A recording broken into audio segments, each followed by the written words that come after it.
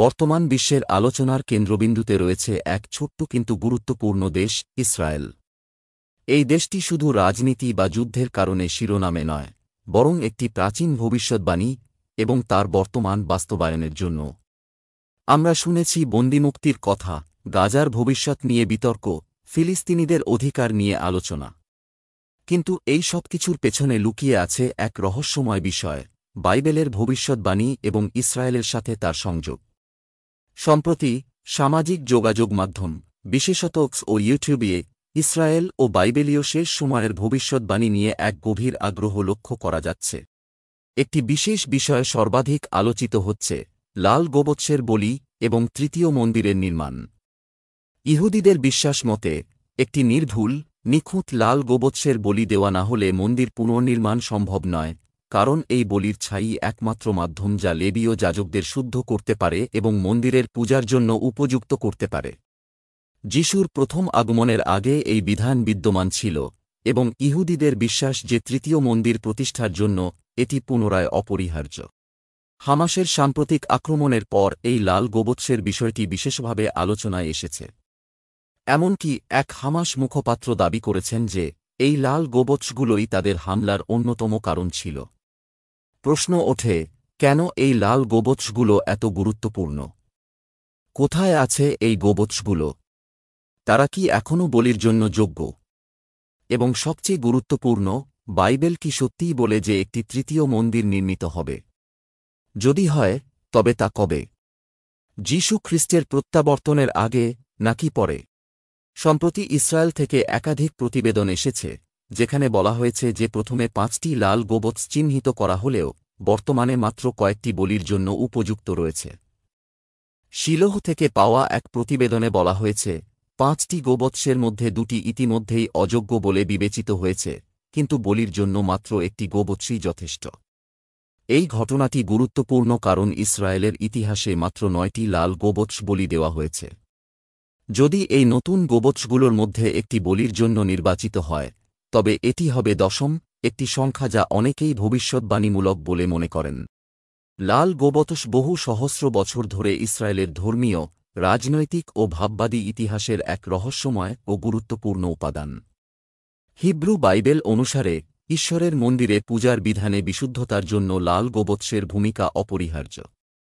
বাইবেলের গণনা পুস্তকের 19 অধ্যায়ে বিধান রয়েছে যে ঈশ্বর মোশি ও হারুনকে আদেশ দেন যেন তারা এক নির্ভুল, নিখুঁত লাল গোবৎস নিয়ে আসেন, যেটি কখনোই জল বহন করেনি এবং যেটির কোনো দাগ বা দোষ নেই। সেই গোবৎসটিকে শিবিরের বাইরে বলি দেওয়া হবে, আর তার ভস্ম বিশুদ্ধ জলের সাথে মিশিয়ে এক পবিত্র তরল প্রস্তুত করা হবে। এই তরল দ্বারা সেই সকল ব্যক্তি শুদ্ধ হবেন যারা মৃতদেহের সংস্পর্শে এসেছেন, যাতে তারা পুনরায় মন্দিরের পূজায় অংশগ্রহণ করতে পারেন। এই বিধান প্রাচীন ইসরায়েলে মন্দির পূজার বিশুদ্ধতা বজায় রাখার গুরুত্ব কেবল ধর্মীয় রীতির মধ্যেই সীমাবদ্ধ নয়। বাইবেলীয় যুগে ইহুদিরা লাল গোবৎসকে ঈশ্বরের সাথে তাদের চুক্তির প্রতীক এবং আধ্যাত্মিক বিশুদ্ধতার চিহ্ন হিসেবে বিবেচনা করত। জেরুসালেমের মন্দির ছিল ইহুদিদের উপাসনার কেন্দ্রস্থল, যেখানে পূজার জন্য যাজক ও উপাসকদের বিশুদ্ধ থাকা আবশ্যক ছিল। কিন্তু যখন খ্রিস্টপূর্ব 586 সালে ব্যাবিলনীয়রা প্রথম মন্দির ধ্বংস করে এবং পরে খ্রিস্টীয় 70 সালে রোমানরা দ্বিতীয় মন্দির ধ্বংস করে, তখন ইহুদিদের মন্দির পূজার ঐতিহ্য থমকে যায়। মন্দিরের অনুপস্থিতিতে বলিদান ও বিশুদ্ধিকরণ রীতি স্থগিত হয়ে যায়, যার ফলে ইহুদিদের ধর্মীয় পরিচয়ে গভীর পরিবর্তন আসে। ইতিহাসের বিভিন্ন পর্বে ইহুদিরা তৃতীয় মন্দির পুনর্নির্মাণের আশায় লাল গোবৎসের সন্ধান করে এসেছে। বিভিন্ন ইহুদি ধর্মগুরু ও ব্যাখ্যাকারগণ একটি নিখুঁত লাল গোবৎসের আবির্ভাবকে এক ঐশী সংকেত হিসেবে গণ্য করেছেন। তালমুদ, মিশনা, পারাহ 3 অধ্যায়ের 5 পদ অনুসারে মোশির যুগ থেকে দ্বিতীয় মন্দিরের ধ্বংস পর্যন্ত মাত্র 9টি লাল গোবৎস বলি দেওয়া হয়েছিল। ইহুদি ঐতিহ্যে বলা হয় যে 10ম লাল গোবৎস স্বয়ং মশীহ প্রস্তুত করবেন এবং তার মাধ্যমে ইসরায়েল জাতির পরিত্রাণ ও মন্দির পুনরুদ্ধার সম্পন্ন হবে। এই বিশ্বাস আজও ইহুদি ভাববাদ ও ভবিষ্যদ্বাণীমূলক প্রত্যাশার কেন্দ্রবিন্দু হয়ে রয়েছে। নতুন নিয়মে লাল গোবৎসের প্রসঙ্গ ভিন্ন রূপে এসেছে। ইব্রিয় পুস্তকের 9 অধ্যায়ের 13 থেকে 14 পদের মধ্যে লেখা আছে, যদি বলদ ও ছাগলের রক্ত এবং লাল গোবৎসের ভস্মের ছিটানো দ্বারা অসুচিত ব্যক্তির শুদ্ধি হয়, তবে চিরস্থায়ী আত্মার মাধ্যমে নিজেকে নির্দোষরূপে ঈশ্বরের কাছে উৎসর্গকারী খ্রিস্টের রক্ত কত অধিক আমাদের বিবেককে মৃত কার্য থেকে পরিশুদ্ধ করবে, যেন আমরা জীবিত ঈশ্বরের সেবা করতে পারি। এখানে লাল গোবৎসের ভস্মের বিশুদ্ধিকরণের কার্য সরাসরি যীশুখ্রিস্টের ত্যাগের সাথে তুলনা করা হয়েছে। খ্রিস্টান ধর্মতত্ত্ব মতে যিশুর মৃত্যু চিরকালের জন্য পাপের পরিত্রাণ এনে দিয়েছে, ফলে বাইবেলের বহু বলিদান বিধান প্রতীকমাত্র হয়ে দাঁড়িয়েছে। তবে অনেক ইভাঞ্জেলিক্যাল খ্রিস্টান বিশ্বাস করেন যে জেরুসালেমে তৃতীয় মন্দিরের পুনর্নির্মাণ খ্রিস্টের প্রত্যাবর্তনের পূর্বশর্ত। দানিয়েল, মথি লিখিত সুসমাচার ও প্রকাশিত বাক্যতে এমন ভবিষ্যদ্বাণী রয়েছে যেখানে এক ভবিষ্যৎ মন্দিরের কথা বলা হয়েছে। দানিয়েল 9 অধ্যায়ের 27 পদে বলা হয়েছে যে একসময় বলিদান বন্ধ করা হবে, যার মানে এটি প্রথমে পুনরায় শুরু হতে হবে। মথি লিখিত সুসমাচারের 24 অধ্যায়ের 15 পদে উল্লেখ রয়েছে বিনাশকারী জঘন্য বস্তু মন্দিরে স্থাপিত হবে, যা নির্দেশ করে যে শেষ সময়ে মন্দির আবার নির্মিত হবে। প্রকাশিত বাক্য 11 অধ্যায়ের 1 থেকে 2 পদের মধ্যে বলা হয়েছে যে একটি মন্দির নির্মিত হবে যেখানে পূজা শুরু হবে, কিন্তু অঙ্গন অজ্ঞাত জাতির দ্বারা পদদলিত হবে। এই শাস্ত্রীয় পাঠ্যাংশগুলির ভিত্তিতে অনেক খ্রিস্টান বিশ্বাস করেন যে খ্রিস্টের দ্বিতীয় আগমনের পূর্বে তৃতীয় মন্দির নির্মিত হবে। লাল গোবৎসের সন্ধান আধুনিককালে এক গুরুত্বপূর্ণ বিষয় হয়ে উঠেছে। ইসরায়েল ও মার্কিন যুক্তরাষ্ট্রের কিছু ধর্মীয় সংগঠন নির্ভুল লাল গোবৎস উৎপাদনের জন্য বিশেষভাবে গোবৎসের প্রজনন প্রকল্প পরিচালনা করছে। ইতিমধ্যে বেশ কিছু লাল গোবৎস খুঁজে পাওয়া গেছে এবং পরীক্ষা করা হয়েছে, তবে অনেক গোবৎসই সামান্য ত্রুটির কারণে অজ বিশ্বের ধর্মীয় ও রাজনৈতিক পরিমণ্ডলে ব্যাপক আলোচনার জন্ম দিয়েছে। অনেকের ধারণা একটি নিখুঁত লাল গোবৎস আবির্ভূত হলে তা মসীহের আগমনের সংকেত বহন করবে। অন্যদিকে অনেকে আশঙ্কা করছেন যে এটি মন্দির পর্বতের রাজনৈতিক উত্তেজনাকে আরও উস্কে দিতে পারে। তৃতীয় মন্দির সংক্রান্ত রাজনৈতিক বিরোধ বিষয়টিকে আরও সংবেদনশীল করে তুলেছে। বর্তমানে মন্দির পর্বত যেখানে অবস্থিত সেখানে ডোম অব দ্য রক ও আল-আকসা মসজিদ বিদ্যমান, যা ইসলামের অন্যতম পবিত্র স্থান। যদি ইহুদিরা সেখানে মন্দির পুনর্নির্মাণের চেষ্টা করে, তবে তা আন্তর্জাতিক সংঘাতের কারণ হতে পারে। ফলে লাল গোবৎস ও তৃতীয় মন্দিরের সম্ভাবনা শুধুমাত্র ধর্মীয় নয়, বরং এক বৈশ্বিক রাজনৈতিক বিষয়ও। খ্রিস্টধর্মে খ্রিস্টের প্রত্যাবর্তন ও মন্দিরের সম্পর্ক এক বিতর্কিত প্রসঙ্গ।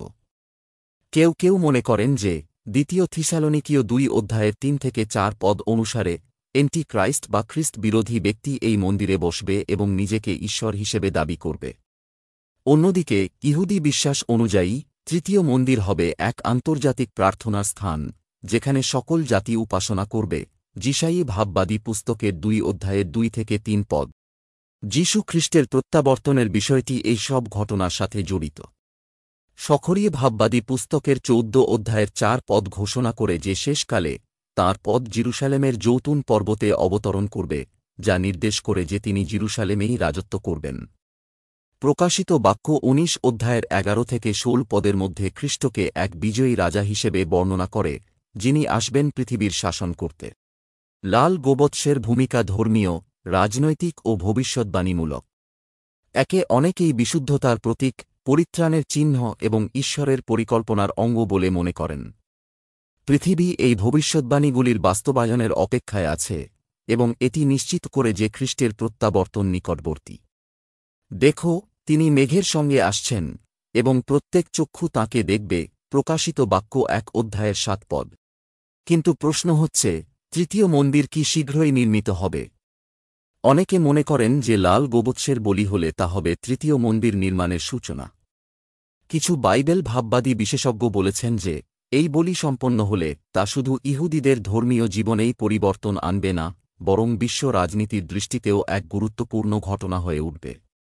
কেউ কেউ দাবি করেছেন বলির প্রক্রিয়া শুরু হওয়ার পরই তৃতীয় মন্দির নির্মাণের কাজ শুরু হবে এবং এটি শেষ সময়ের ঘটনাগুলোর গতি ত্বরান্বিত করবে। এই ধারণার পেছনে বাইবেলের ভবিষ্যদ্বাণীগুলো বেশ শক্তিশালী। দানিয়েল ভাববাদী পুস্তকের 12 অধ্যায়ের 11 এ একটি গুরুত্বপূর্ণ ভবিষ্যদ্বাণী রয়েছে। অধ্যায়ের যখন দৈনিক বলি বন্ধ করা হবে, তখন সেখান থেকে 1290 দিন থাকবে। এর অর্থ দাঁড়ায় বলি বন্ধ হওয়ার জন্য অবশ্যই প্রথমে তা শুরু হতে হবে। অনেকে মনে করেন যে বলির পূর্বশর্ত হল মন্দিরের নির্মাণ, কিন্তু বাইবেল আমাদের একটি ভিন্ন দৃষ্টান্ত দেয়। ইসরা পুস্তকের ৩ অধ্যায়ের ৬ এ স্পষ্টভাবে বলা হয়েছে যে সপ্তম মাসের প্রথম দিন থেকেই বলি শুরু হয়েছিল, যদিও তখনও মন্দিরের ভিত্তি স্থাপন করা হয়নি। এর মানে বলি মন্দির ছাড়াও হতে পারে, এবং এটি তৃতীয় মন্দির আসলেই নির্মিত হবে। বাইবেল এই বিষয়ে অত্যন্ত স্পষ্ট। জিহিজকেল ভাববাদী পুস্তকের ৪০ থেকে ৪৮ অধ্যায়ের মধ্যে ভবিষ্যতের একটি নতুন মন্দিরের নকশা দেয়। এটি সোলোমনের মন্দিরের নকশার অনুরূপ নয়, বরং সম্পূর্ণ নতুন একটি স্থাপনার পরিকল্পনা।